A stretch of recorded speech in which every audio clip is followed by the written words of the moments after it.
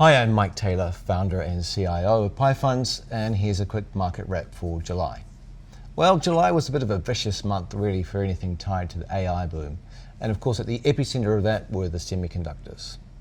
Take Korean SK Hynix.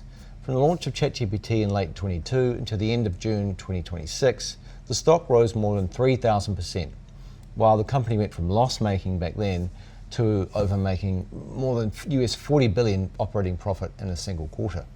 It's pretty staggering really, unprecedented. There are lots of superlatives to describe it. It actually reminds me of the movie Seven, when Brad Pitt asked Morgan Freeman, "Have you ever seen anything like this?" Sorry, don't have the accent. Well, no, I haven't.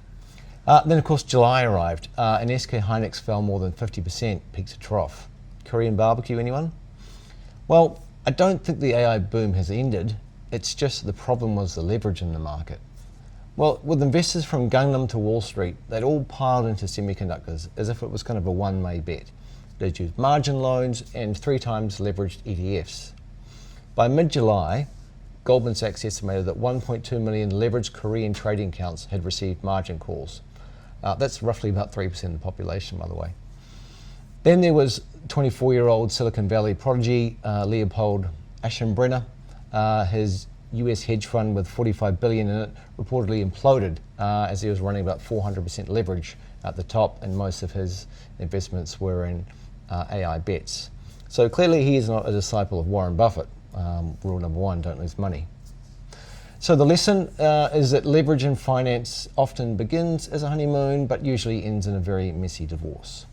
Our funds, unfortunately, were whipped around a little bit too in the month of July. Volatility under the surface was really quite extreme.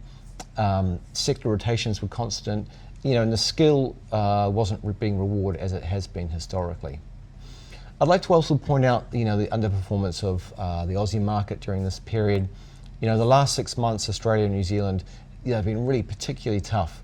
I take the small caps index for Australia, that's fallen 14.3% for the 6 months to the end of June, while the US Russell 2000, their small cap index, rose 12.2% over the same period. That's a 26.5% gap between the two indices. It's quite significant.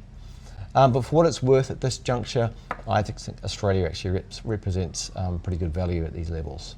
So overall, I remain optimistic about AI, and while I don't share Elon Musk's view that money may become irrelevant, I do believe that the AI bull market still has room to run. Thanks.